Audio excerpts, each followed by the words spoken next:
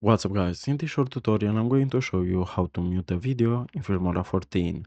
So the first thing that we need to do is to bring the video to the timeline, like so. I will show you my video and as you can see it has audio. My YouTube channel is called Geotron.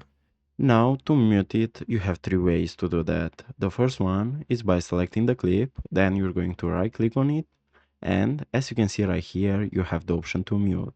Also, the second method is by pressing on the keyboard at the same time Ctrl plus Shift plus M.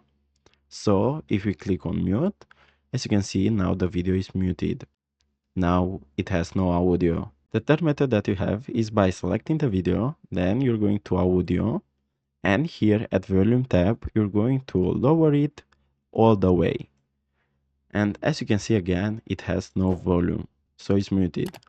So guys, this was the tutorial. Thanks for watching and don't forget to leave a like and subscribe to the channel.